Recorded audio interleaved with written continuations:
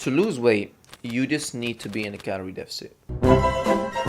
No, let me explain. What is a calorie deficit? It's when you eat less food than your body needs to maintain its functions. Let's say your body burns 2000 calories a day. If you eat 1500 calories, you are in a 500 calorie deficit, and that makes your body look for other sources of energy, which are mainly fat or maybe muscle, to make up for that energy deficit to be able to maintain its functions. So to lose weight, you just need to be in a calorie deficit. To lose weight the fastest way possible, then you need to be in the most extreme calorie deficit. But to lose weight in the fastest, healthiest way possible and have the most chance of keeping that weight off, then you need to be in a controllable calorie deficit. Let me explain. What is a controllable calorie deficit? How do we control our calorie deficit? Well, there's two levels of control. The first one is controlling how much calories you are burning on a daily basis, aka your metabolism. If, for example, your body needs 1500 calories to maintain itself,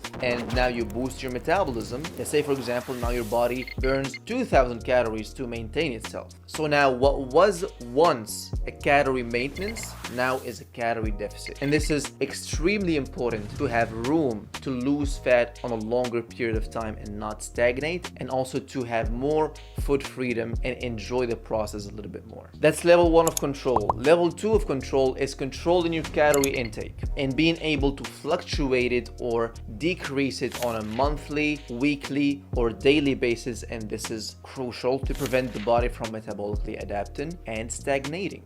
Okay, now how do we do that?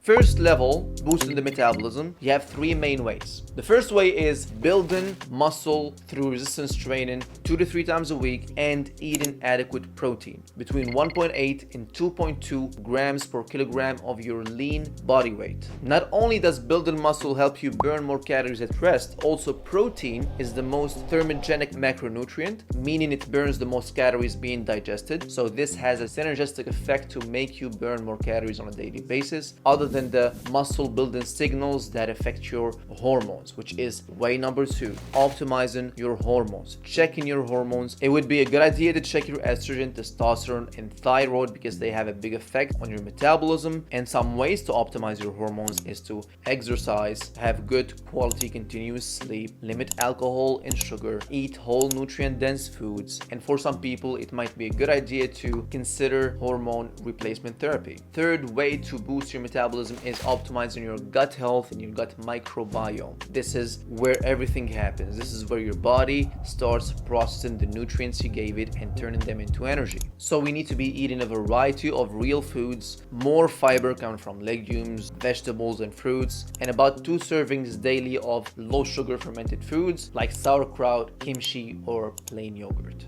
Okay, so that's level 1. Level 2, how do we control our calorie intake? The most enlightening thing related to weight loss for most beginners is starting to track their foods. And it's not to get all obsessed about calories all the time. It's the education and the awareness that comes with that gets you to be scam proof, trend proof. A lot of times we think we're eating healthy or we think we're eating adequate amount of calories, but we are not. And the truth is we only can fix what we can face. And a lot of people don't want to track their calories because they don't want to face what they are putting into their body. And assuming it's not you, here are 5 steps you can follow to be able to control your calorie intake. The first step is, of course, download an app like MyFitnessPal or Chronometer to be able to log in your foods. Second step, you need to look for trusted sources, or even if they're trusted, it's good to confirm with Google and multiple sources on what number of calories the ingredient you just logged in has. A lot of times people can miscalculate or assume something that is not. Third step, after you start to know how much calories your food contain, now start focusing on protein. Protein is very important for weight loss to get you satiated and to maintain or build muscle mass to keep your metabolism going, etc. Know how much protein you need and see how is it possible to get that number of protein on a daily basis. See if you need to supplement with a high quality protein powder or not.